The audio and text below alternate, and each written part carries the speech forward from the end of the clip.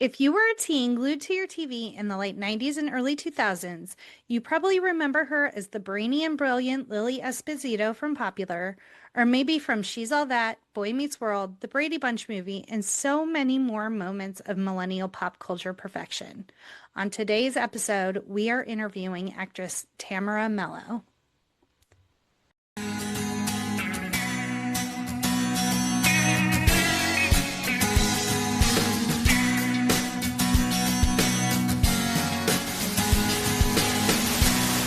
Welcome to the No More Late Fees podcast. I'm Jackie. And I'm Danielle. And we're just two best friends and ex-Blockbuster employees rewatching some of the best and worst movies from the late 90s and early 2000s.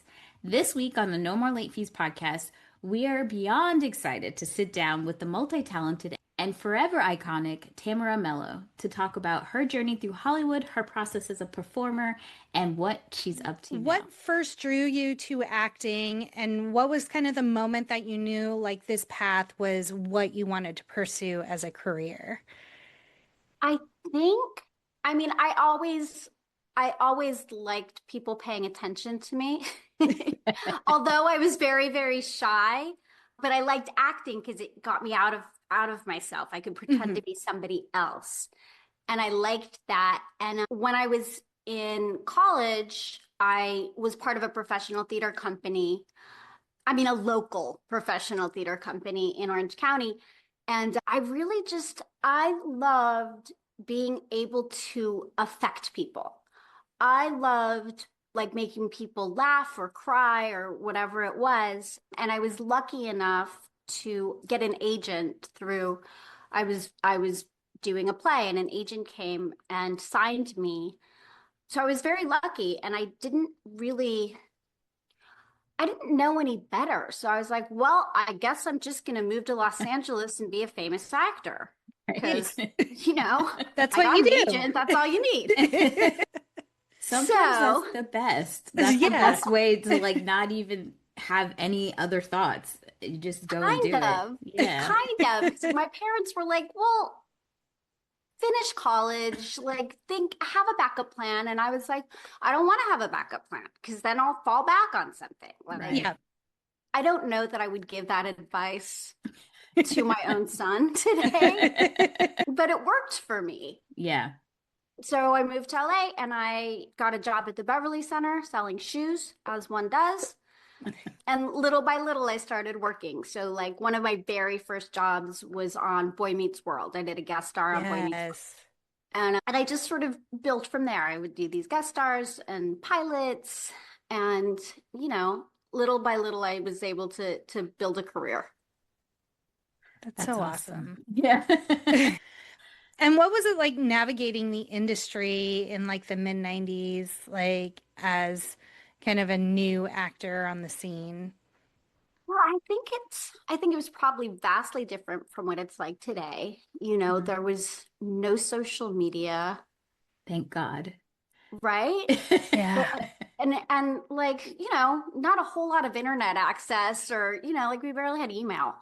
And so it was very like if you got a job, if you were working on something, it was very much like performing in a vacuum. There was no real outside other than if you did press, like if you were, in a magazine or like giving an interview for like promotion, you would interface with the public, but just beyond that, it was just sort of like, well, this is my job. Right. And occasionally somebody might recognize me, but it wasn't how it is now about how everyone lives like such a public life. Yeah. Yes. And I was very, very lucky that I had good representation. I had people looking out for me. I was playing a kid, I played like a 15-year-old for years, but I was already in my early 20s by then. So I wasn't really like, I had my wits about me a little bit. Yeah. But yeah, I was very, very lucky. And when I started my career, it was at this time when there was like this whole new like renaissance of teen movies and teen TV shows and stuff. So I got really lucky that that's when I started. Yeah, it feels like that whole time was like a Renaissance era for, like you said, like the WB, there's a Mm-hmm. ton of TV shows. It was very, I think it's like one of the first times things were so targeted to teens to have like their own almost like universe happening at Yeah. that time. Yeah. Well, speaking of teen movies, I mean, I'll dive into like She's All That and Popular, but one of my favorite movies you're in is actually Tortilla Soup. I really love Really? that movie. Yeah. Aw. Just like the, the generation, the family dynamics, and we didn't get a lot of obviously Latina representation back then. Yeah. And so it's just a sweet movie. And I love like I'm an older sister, so I think I just gravitate to seeing the older sister, her journey of finally just saying, "Hey, I don't have to like take care of everybody. I can Yeah. do my own thing." What was that role like and being on set with everybody for that movie? That movie was, I mean, it was groundbreaking in so many ways because, yeah, you didn't see the average Latin family represented in film or in television. It was always like, people were always asking me to audition to play like a gang member. And I Mm. was Yeah. like, that's not my wheelhouse. Like I can't, that's not who I am. And so it was really nice that this was just a movie about a family and the members of that family happened to be Latino. Yeah. And yeah, it was a very cool experience getting to go to work every day and not being like the ethnic one, which is Mm. always what, I was sort of like the quirky friend who happened to be ethnic. Like Right. Yeah. that's what I did. And so getting to go and work on this set every day with other people that looked like me, that spoke like me, and having it be this really like this big celebration of Latino culture was very, very cool. Yeah. And to have people come up to me afterwards, kids come up to me and say, I've never seen somebody that looked like me in a movie before. That was very, very cool. Yeah, I think listeners, if you haven't seen the movie, you should definitely see it. And I can't wait for us to cover it on the podcast. But it's a nice, fun, family-oriented movie, and I always like rewatching it. It's a good comfort movie for me. So glad Yeah, it's sweet and it makes you hungry. it does. It's definitely one of those movies that you should be eating while you're watching Yeah. it. Now, what She's All That, when you talked about being, the quirky friend, was it fun to kind of like lean into kind of being a little bit bitchy in that movie? Yeah. Yeah, it was because I didn't really do roles like that. I was always the nice girl. So like getting to be a bitch was super fun And that and cast, oddly easy. Like it wasn't a big stretch. they always say really nice girls play the best bitches. Because we've been on the other end, probably. Probably. Yeah. Yeah. But that movie, we that's actually one of the first movies we covered. I think we covered it in our first season. I think it was And episode 10. yeah, Yeah. it was just And huh? oh, I was just gonna say we were excited we made it to double digits at Yeah, I that know. point. Now we're on like 300 episodes. It's Oh my crazy. God, Yeah. congratulations, Oh, you thank guys. you. That is no small feat. Consistency for a podcast is Yes. rare. So Yeah. we're Yeah, that's huge. And it's a good thing we like each other because we spend a lot of time. yeah. Yeah. Yeah, that could get gnarly. But one of the things we talked about with with She's All That was that one of the things about the 90s is that sometimes a movie looked like it had a lot of representation, even though the spectrum wasn't very deep, you know? Hmm. So that movie had a lot Yeah. of Black and people of color in the cast. And, Hmm. obviously they're speaking roles, but like I remember watching it just wanting more, like wanting to know Yeah. more about the characters beyond what we got. Hmm. And did you feel like that set was just really fun? It just looked like there was a lot of people and it looked like you guys had a great time. It was fun, yeah. Because for a lot of us, it was our first movie. Yeah. I had done like little independent films, but this was really like my first kind of major movie. And it was that way for a lot of us. And so it was super fun. We just had a really good time. I don't remember a whole lot of drama. I think we were just all so happy to be there. Yeah. Yeah, it was great. I saw you put a little anecdote on your Instagram about when you first met Little Kim, and she said that you reminded her of her friend Left Eye, and Yes. you're like, did something happen to her eye? Hilarious. It's so embarrassing. To this day, I get like hot thinking about that. She just was, and thank goodness she just thought like, oh, this sweet little idiot. I'm gonna just take her under my wing, and she was so Oh, sweet to me. She let me Aw. hang out with her. oh, how nice. I heard you is it true that she like pulled up in like I don't know if it was a limo or like a town car, like she was Little Kim and then she would come She on was set. Yeah, she was already Little Kim. Like Yeah. she had a full on, like it's funny because like me, Gabrielle Union, and Dule Hill, we had to share a trailer. It was like divided in three. Hmm. And we joked about that, like, yeah, okay, well, you put the ethnic ones in like the smallest trailers, but it was true. And like Little Kim had like this full on, like probably an RV. She had a team of people. She had an entourage. I had never seen anything like it. I've never seen anything like it since. It was amazing.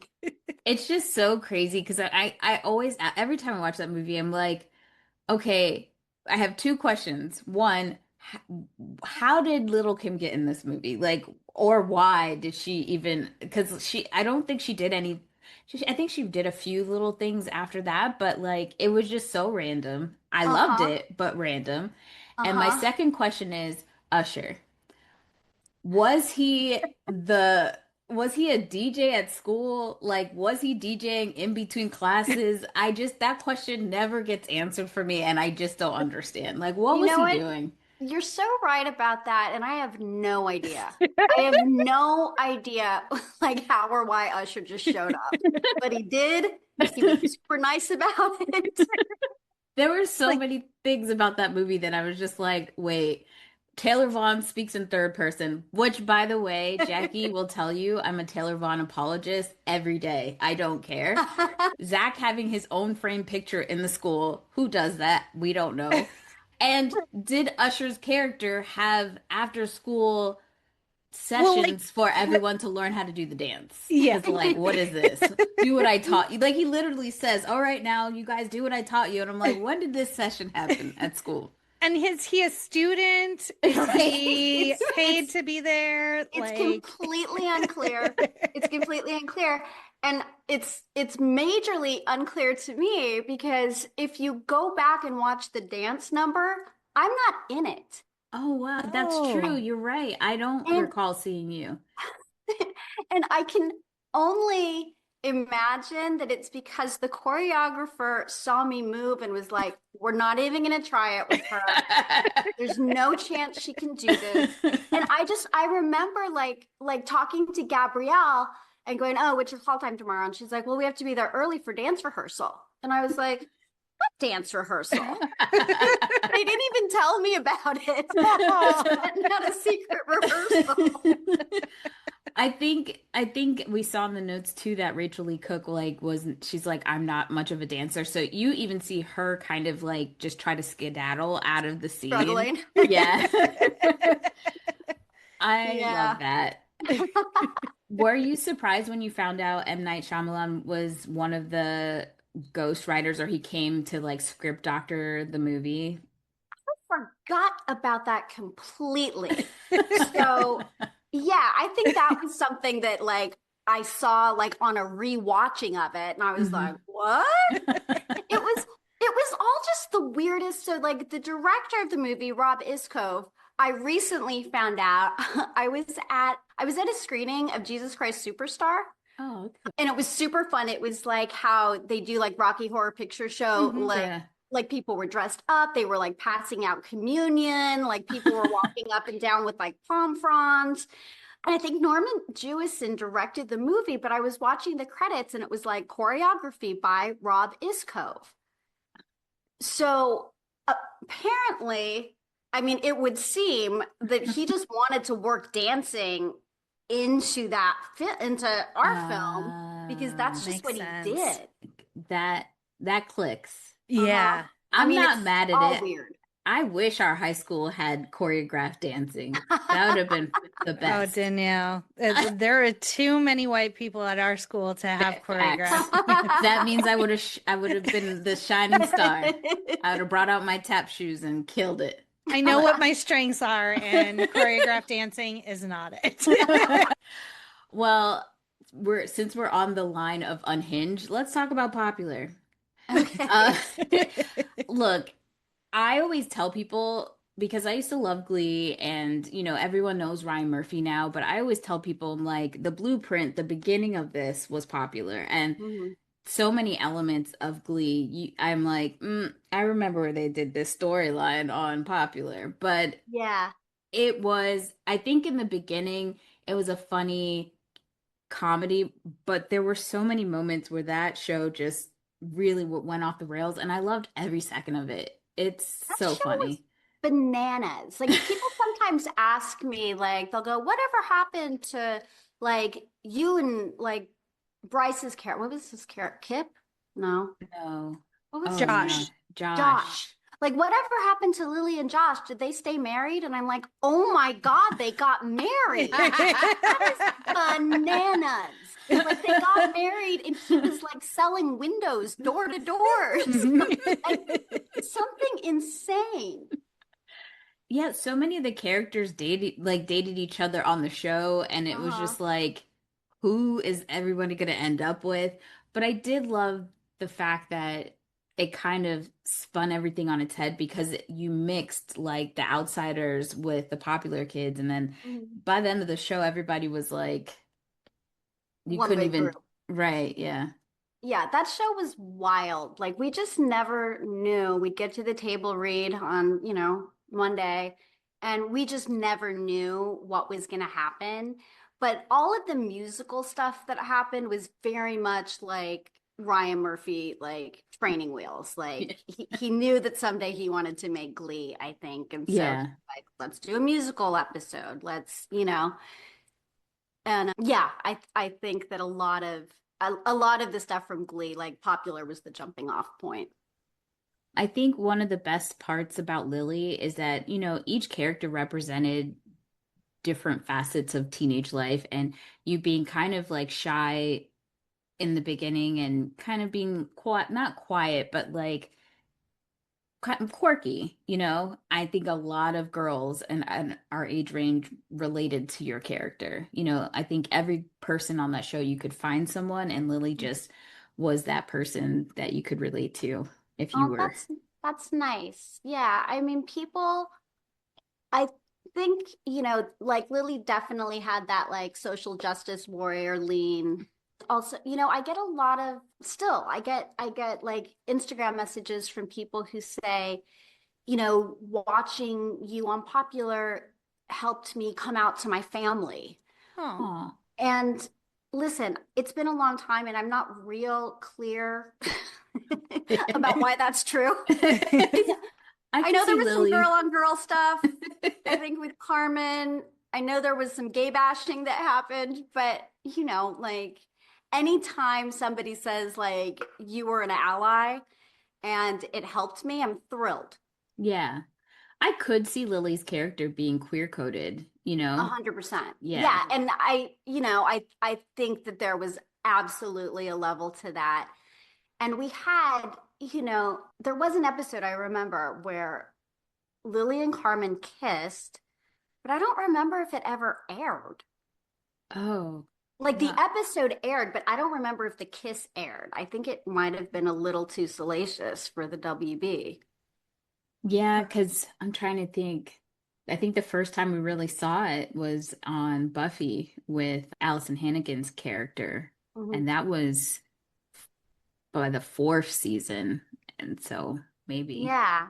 yeah. Yeah, it was but I remember doing it. I remember Jamie Babbitt, who directed the movie, But I'm a Cheerleader.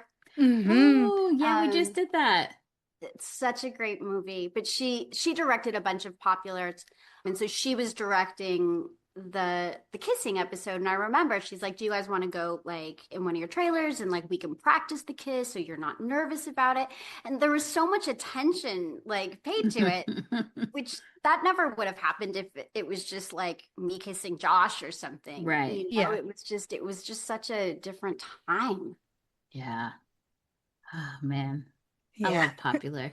I think it's time for a rewatch. I haven't watched it in so long. Mary Cherry, Looney Tunes, loved Right? it. Right? Yeah. Like there's never been another character like that. Have you guys done a reunion or anything?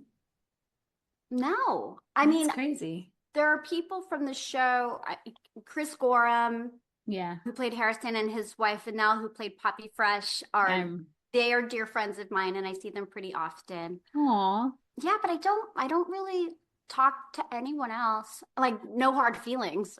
Yeah, Like, but you Yeah. that's know. like talking to someone that you went to high school with. There's only a Yeah. talk, like you're not going to keep up with everybody. I just keep up with Yeah. her, but that's it. She tries to And make that's a me go to work thing. yeah. Yeah. She keeps trying to make us go to high school reunions, and I'm like, I'm not down with that. I'm good. Yeah. I'm That's like, what Facebook is no. for. Right? I'm always like, no, we have an award-winning podcast. We have to go and It show is off. true. Like you go when you're really successful and Right? infinitely more successful than the other people in your class. I think the really successful people don't show up. I'm just saying. Also true. So let's look back at your body of work a little bit more. So what role stood out as like a personal favorite? Oh, wow. Well, this is this is a movie that I know you guys didn't see, but it was a movie that Matthew Lillard produced, and he and I met doing She's All That, and then he hired me to do this movie, and it's called The Spanish Judges. And if you can find it, watch it because it's so weird. So it's Lillard, Vincent D'Onofrio, Valeria Galina, me, and it's a weird movie. And so I play this character called Mars Girl, and she thinks she's from outer space and just kind of bumbles around and is otherworldly and confused and annoying. And I think that resonated the most. Well, we love that you said that. So the actor that's been the most covered on our podcast is Matthew Lillard, and we just did Lillard Mayhem Month and did all Matthew Amazing. Lillard movies. Oh, that's so good. Yeah, iconic. And so we did talk about Spanish Judges. We haven't seen it, but Oh, it came really? How up funny. when we were doing kind of like our deep dive. So we recognize the title at least. Yes, we do. And we knew Vincent D'Onofrio was in it as well. Yeah. Yeah, Vincent D'Onofrio. I could never figure out if he hated me or if he was just very method, but I think he's very method because he I did not hear fuck with me at all. I think I heard it was when he did the Law and Order show. Hmm. There were a lot of people who said that like he's not gonna chit chat with you, that's for Yeah. sure. Yeah, he wasn't real chatty. This is the best story. So he had a makeup artist that like he wanted his own personal like hair and makeup guy. Mhm. So he had his own personal guy that would come to the hair and makeup trailer every day. He had this huge trunk that he would bring with him. And we were like, what is in that trunk? Like what could Vinny possibly need like for his hair and makeup? And so one day the guy was like outside of the trailer and we snuck and looked and it was empty. There was not one single What? thing in that trunk. That reminds me, I used to watch the show Felicity, and there was a character on there named Megan, and she had this box, and she would always tell Felicity not to look in it, and we never knew it was in it. Uh-huh. That now that makes me think of that, like Right? it was probably empty. Nothing. Yeah. It's just like if you want to be fascinating and enigmatic, just carry around an empty box. That's so weird. Like, isn't that weird? And that's not something easy to just travel with. No. Like that's Yeah. very purposeful. Yeah, that he would lug it in and out of the trailer every single day. That's creepy. That's wild. We're learning so much. So much. So the Brady Bunch movie, how was it working on a parody film and kind of almost a parody to like the nth degree. Well, here's the thing. So I was in that movie for 14 seconds, maybe. But I was really like, I was super excited about it. And it was, I mean, so this, of course, was back in the day when they were just auditioning every young actor Right. for everything. And I think I auditioned to play Marsha, which like makes sense on no planet. Like, no, like and why would I go? Why did I think I had a shot at playing Marsha Brady? You gotta shoot your shot. You Yeah. never know. But so then based off of that audition, they cast me in this little role. And I was so excited. Like I was so excited to do this thing. And then when I got there, I don't even remember what my line was, but it had something to do with my weight. It had Oh, it had something to do with like me being overweight. that's crazy. And I mean, I probably weighed 95 pounds. So I think the director was like, she can't say this line. It's ridiculous. Like Right. Yeah. it makes zero sense. So they took my line away. Aw. I So mean, I actually, I don't even know if I say anything, but I am in the credits and I do still get residuals from that movie. that's Nice. awesome. And it's really cool that you got to work with Betty Thomas. I was Yeah. watching Troop Beverly Hills this weekend. Oh, did she direct that? She didn't, but she played the villain in it. And then I was Oh my like, God. So yeah, awesome. she's so good in That's it. so crazy. I didn't know that. And then it made me think, I went down a rabbit hole. I was like, ooh, I should make a video of all the Betty Thomas movies that she directed because Mhm. she's done quite a bit. But Yeah. that's pretty cool to have. How many, like, did you get to, was there a lot of sets where you actually had a lot of female directors, or was it far in?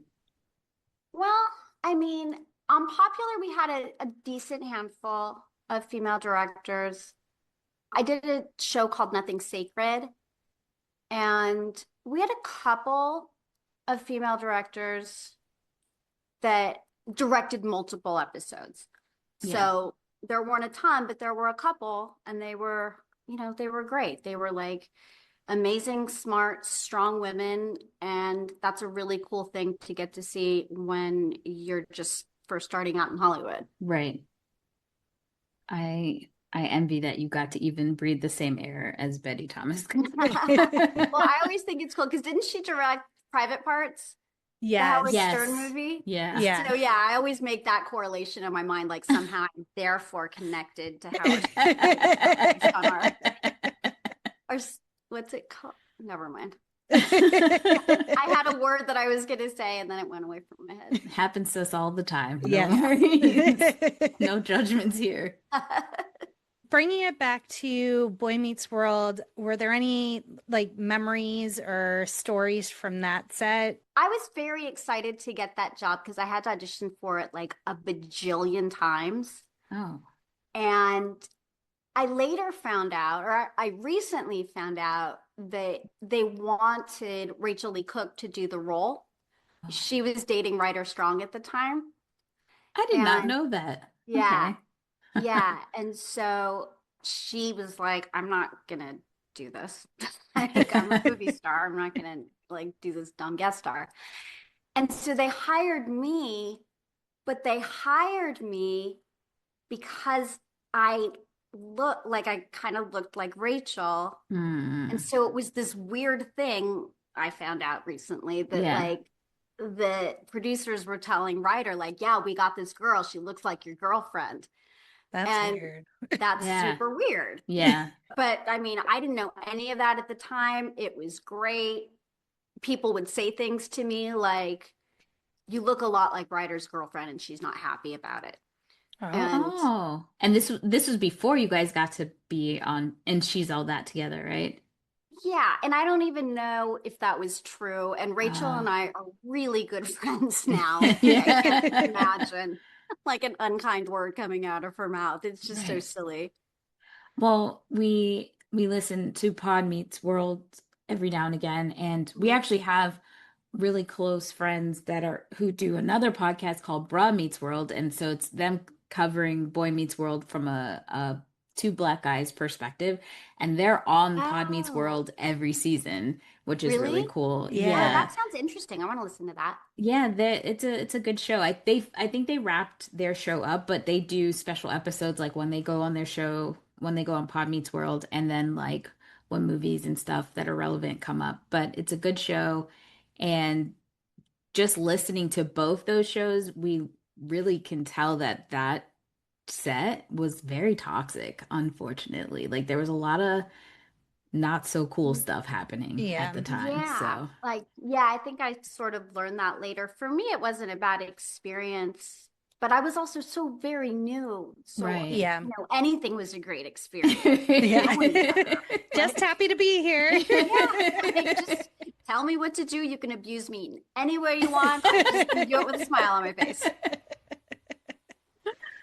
What were, do you have any memories of like the Beautician and the Beast or Overnight Delivery, some of those early roles? Yeah, overnight delivery was really cool, and weirdly, the second movie I did with Christine Taylor, as you'll remember, she was Marcia. Yes. Yes. And yeah, it was really, that movie was so fun. And I just like Reese Witherspoon was so sweet. Paul Rudd, who I have a crush on to this day, Yeah. could Yes. not have been kinder. Like, Aw. I was only in a couple of scenes in that movie, but it was really fun. And it was the first time I got to go on the location. They shot it in Minnesota.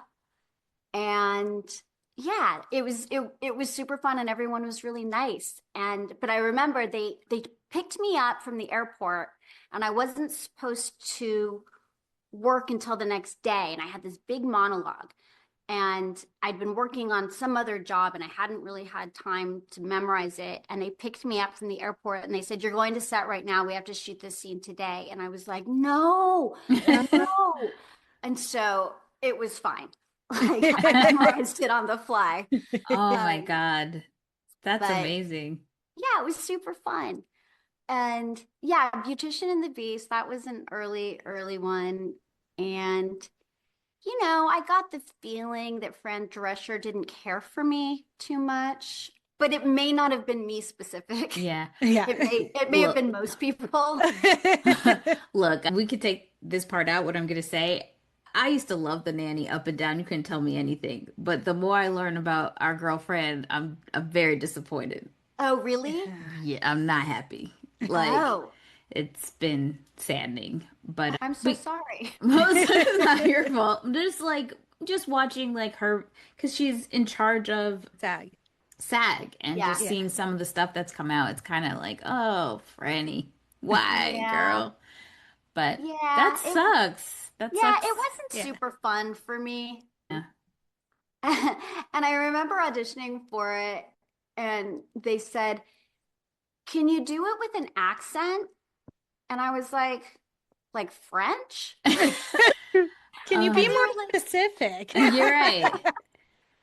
Oh and they were like, "No, gosh. can you do it with a Spanish accent?" And it was like, "Okay." So I did it, and I guess that's what it was. Like I don't remember it very clearly, but I think it was pretty stereotypical. Uh, Yeah. Um, that and that you're right to be like in French because that movie does not take place anywhere near a Spanish speaking country at all. So Nah. it's so odd. no. Yeah, it was weird, but I guess they just wanted a Puerto Rican girl. Oh, Hollywood, how we love thee. Things were real different back then. Yes. Well, we'd love to know what projects you're working on now or any upcoming projects or passions that you're excited to share.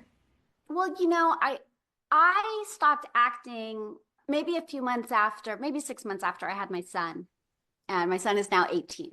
Oh, wow. Aw. Yeah, so he's been the project I've been the most focused on for the last 15 years. But I have a jewelry company that I started Ooh.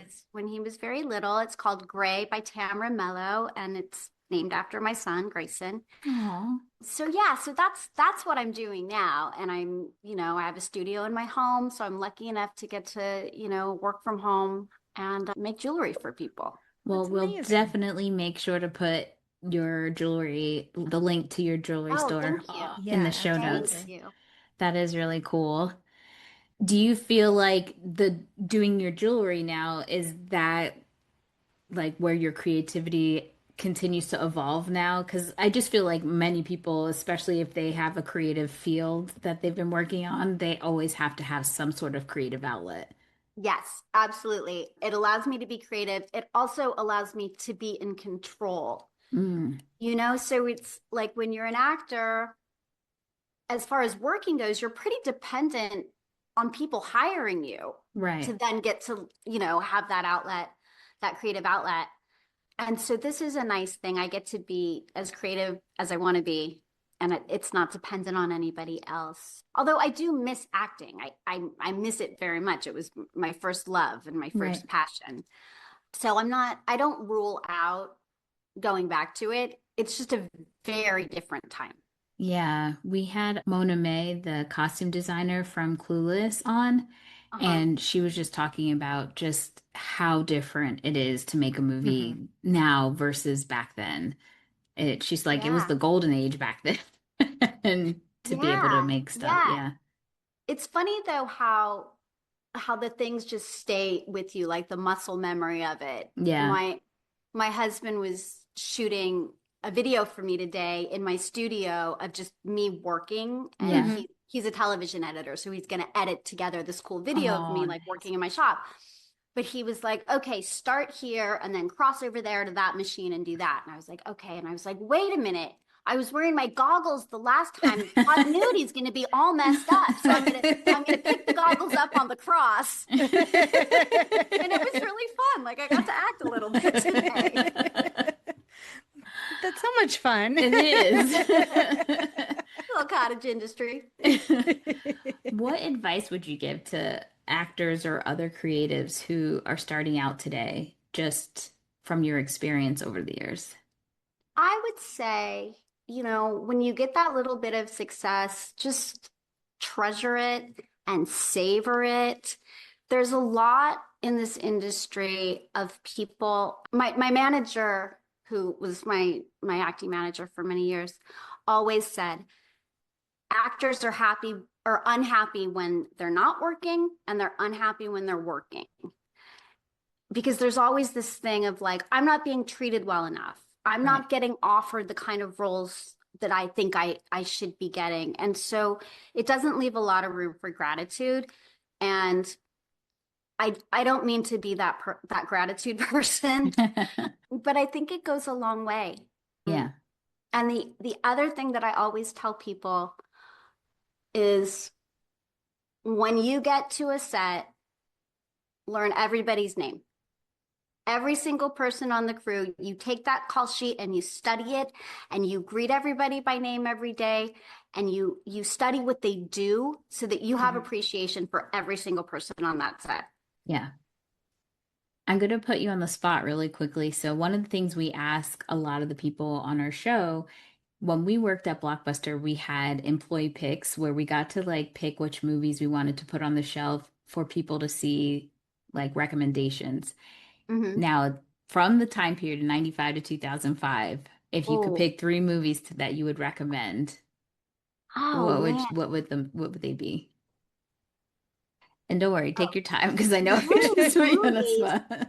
Like, I don't know when anything was made. What about Moonstruck? Moonstruck was Is that, 87. 89, maybe? oh, that's Yeah. how old I am. Um, We'll take it. That's fine. Yeah. Yeah. It was still um, at Blockbuster, so it Yeah. counts. okay. Yeah, all the movies that I like are older movies. Damn, I'm good. It was 87. Really? Yeah. Nice. Oh gosh. You guys, I'm drawing a complete blank. Yeah. Okay, 95 to when? 2005. I mean, I don't even remember those 10 years of my life. Well, how about this? Let's not put the time frame. Just pick any movie that is just like your favorite Well, like I said, Moonstruck, that's one of my very favorite movies. one. The Graduate is my favorite movie. And Midnight Cowboy's right up there, although that's probably not for everyone to watch. Those are my top three. I guess I need some more current picks though. Well, that's those are classics. Have you seen how the Criterion Closet has started to go viral? Actors go in No. there and they pick their favorite movies. But what's been fun about it is that they're, a lot of people, when they're asked their favorite movies, they pick like, highbrow stuff. But it's been Hmm. fun to watch actors pick like just comfort cozy movies that they Yeah. like. So Oh, I it's really love that. fun. I'll Yeah. I'll Oh, I'm I'll gonna check DM that you out. one. Yeah, Yeah. because Okay. I think Ryan Coogler just did one. Natasha Lyonne did one the other day. So cool. Yeah. As soon as we get off the Zoom, I'm gonna remember all the movies that I loved from those 10 years for sure. But Well, that was it. That was our last hot Yeah. seat question, we promise.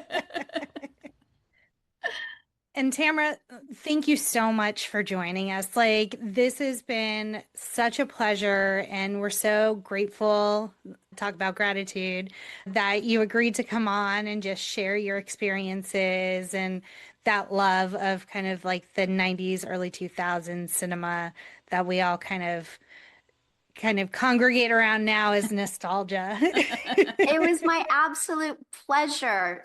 You guys are great. Congrats Thank on you. having this amazing podcast. Thanks. So Thank cool. you. We hope from your mouth to the rest of these other people's ears, like we need Yes. more people every day. Come listen to the podcast. But Yeah, for sure. seriously, your roles meant a lot to both of us, and Yep. just representing, from a Latina standpoint, but also like the quirky girl that we Yeah. got to see, that maybe we weren't the popular girls in school. I know it's surprising, Yeah. shocking, but it Same. was something we could relate to. So we Yes, appreciate definitely. you for Oh, that. that's amazing. Thank you. If you love this episode and want to hear more, make sure you hit subscribe on any place that you listen to your podcast. And if you have any questions or comments, make sure to hit up at No More Late Fees on TikTok, Instagram, Facebook, Twitter, Blue Sky, Threads, everything. And as always, be kind and rewind. Cool beans. Yay.